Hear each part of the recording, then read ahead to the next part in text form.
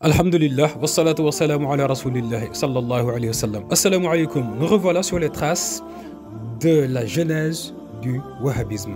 Alors, nous en étions au déplacement de Muhammad ibn Abdul Wahhab, fondateur du wahhabisme, d'une région nommée Uyayna vers la région de Dir'iyya, où il trouva Muhammad ibn Saoud, ancêtre de Mohammed ibn Salman, donc prince héritier d'Arabie Saoudite de nos jours. Donc, Muhammad ibn Abdul Wahhab, après avoir été chassé de Basra, après avoir été chassé de Huraymala, après avoir été chassé de Uyayna, là, il se dirige vers Dir'iyya, où il promit à Muhammad ibn Saoud la royauté, le pouvoir et le butin. Le butin de on ne sait quoi, car il n'y avait pas encore de bataille, ni de guerre, ni de djihad, ni de quoi que ce soit. Comme si c'était un plan préétabli. Parce que lors de l'allégeance, Muhammad ibn Saoud avait dit à Muhammad ibn Abdul Wahhab: je crains que tu ne m'interdises les prélèvements que j'effectue sur mes sujets chaque année. Et Muhammad ibn Abdul Wahhab lui répondit que Allah pourra t'enrichir avec les butins de guerre que nous aurons. Bon, Ibn Bishr, chroniqueur wahhabite notoire, nous dit que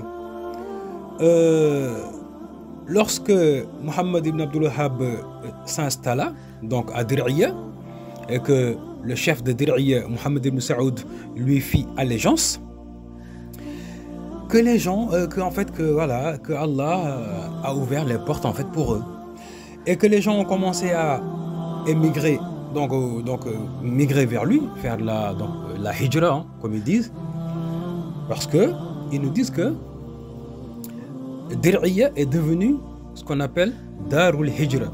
Vous savez que le prophète sallallahu alayhi wa sallam, lorsqu'il a quitté la Mecque vers Médine, on disait que Médine était Darul Hijra, donc si vous voulez, la maison de l'Hégire, d'accord, parce qu'il a quitté la Mecque pour aller vers l'Hégire. Eh bien, Ibn Bishr nous dit que Dir'iyya est devenu Darul Hijra, voilà, en fait à la place de Médine, quoi. Parce que Darul Hijra est connu comme étant la ville de Médine. Et maintenant, c'est devenu Dir'iyya. Pourquoi? Parce que le cheikh s'y est installé. Donc, Ibn Bishr nous dit que lorsque ses compagnons augmentèrent et que ceux qui migraient vers lui ont augmenté en nombre également, Uthman ibn Ma'mar, qui l'avait chassé de Uyayna, est revenu le voir, souhaitant le reprendre. Bon, là, Muhammad ibn Abdul Wahhab, en fait, comme s'il était devenu en fait un butin lui-même. Bah, justement, c'est ce qu'avait dit la femme de Ibn Saoud à Ibn Saoud, que cet homme est un butin que Allah t'a envoyé. Prends-le et enrichis-toi. Donc, Ibn Bishr nous dit que Uthman ibn Ma'mar est revenu, voulant récupérer Ibn Abdul Wahhab, qui lui dit qu'il fallait qu'il négocie cela avec Ibn Saoud, les transactions. Et donc, lorsque Uthman ibn Ma'mar est allé voir Ibn Saoud a refusé. Pourquoi est-ce qu'il a refusé? Parce qu'on lui a déjà promis les butins qu'il n'a pas encore vus et que son royaume allait s'élargir. Donc, il refusa catégoriquement et il mit une fin de non-recevoir à Uthman ibn Ma'mar. Donc, Ibn Bishr nous dit que lorsque les gens qui émigraient vers Muhammad ibn Abdul Wahhab à Dir'iyya augmentèrent et que ils étaient un peu dans la dèche, quoi. C'était chaud sur eux. D'accord? Quand il fait que les disciples de Ibn Abdul Wahhab, ils allaient travailler pendant la journée et le soir, ils revenaient auprès de lui pour écouter les causeries, donc parler de religion. Voilà, donc en fait, c'était ça un peu le quotidien. La journée, ils allaient travailler et le soir, ils revenaient vers Muhammad ibn Abdul Wahhab, lui qui ne travaillait pas. Donc, Ibn Bishr nous dit que ils étaient dans ce quotidien jusqu'à ce qu'Allah les enrichit. Bah oui, qu'Allah a enrichi le cheikh en fait.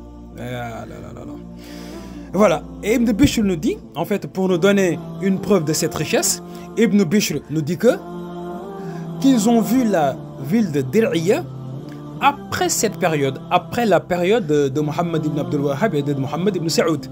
Et il dit que fi zamani Saoud ibn Abdul Aziz, parce que vous savez que le premier roi saoudien, donc Mohammed ibn Saoud, il a son fils qui s'appelle Abdul Aziz, qui a été roi après lui. Et après Abdul Aziz, il y a eu Saoud, son propre fils, donc le fils d'Abdul Aziz, Saoud. Et Ibn Bishr, lui, il a assisté à Dir'i, donc il était à Dir'i au temps de Saoud, Ibn Abdul Aziz, Ibn Mohammed ibn Saoud.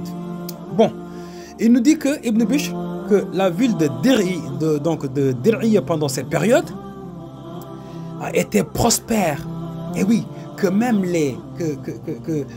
les armes, si vous voulez, étaient décorées avec de l'or et de l'argent. Eh oui, tellement il y avait la prospérité. Eh oui. Alors, vous remarquerez, on ne nous parle pas d'enseignement. On ne nous parle pas d'écoles coraniques qui ont été construites, qui ont été établies. On ne nous parle pas, pour l'instant en tout cas, si vous voulez, la prospérité n'émane pas de la science, ce qu'on appelle l'ilm, le savoir. Mais non, on parle de richesse. Donc Ibn Bishr nous dit que lui-même un jour, il a observé la ville de Dir'i, qu'il était sur un endroit élevé, et qu'il a observé la ville de Dir'i, l'ouest de Dir'i qui était occupé par la famille Saoud, en gros leur petit royaume, et le reste de la ville avec les sujets, donc la population, les citoyens lambda. Voyez, donc Ibn Bishr en fait nous explique que le résultat de la conquête de Mohammed ibn Abdul Wahhab, c'était la richesse, l'or, l'argent. Même les armes étaient décorées d'or et d'argent. Voici ce que nous raconte Ibn Bishr. Donc là, voilà, il te parle un peu de la richesse, donc des boutiques, des commerces. Ça marchait très très très bien. Donc en fait, ça c'est le résultat de la conquête de Mohammed ibn Abdul Wahhab de la ville de Dir'i au sein du Najd. Voici ce qui s'est passé concernant en tout cas Dir'i. Et Ibn Bishr nous dit que lorsque Mohammed ibn Abdul Wahhab s'est installé et que les gens ont effectué la hijra vers lui et que Mohammed ibn Abdul Wahhab a vu l'association dont faisaient preuve les habitants du Najd, de Dir'i, et si vous voulez, la négligence des prières quotidiennes, la négligence de la zakat. Eh oui, parce qu'il faut bien justifier le fait que le cheikh soit venu pour rétablir l'islam. Pour cela, il faut que tout le monde soit dans l'association, il faut que tout le monde soit négligent par rapport à la prière, il faut que tout le monde soit négligent par rapport à la zakat. En gros, il faut que les gens soient des mécréants, des associateurs. Ainsi, le cheikh va pouvoir rétablir, il va pouvoir faire le tajdid, revivifier la religion.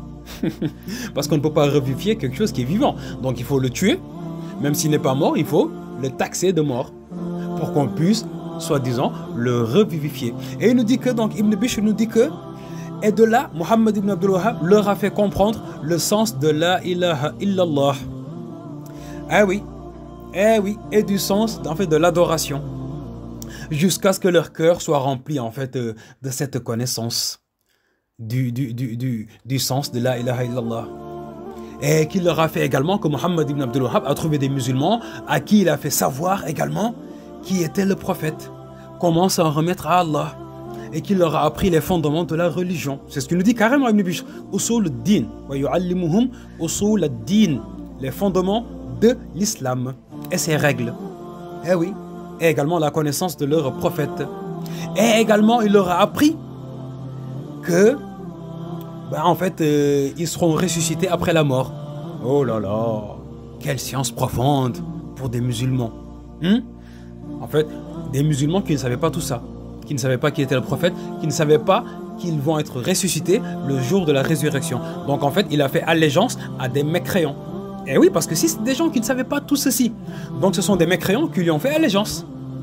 Et après, il leur a enseigné l'islam. Donc voici les bases sur lesquelles est parti le wahhabisme, venant des chroniques de Ibn Bishr, historien wahhabite notoire. Assalamu alaikum.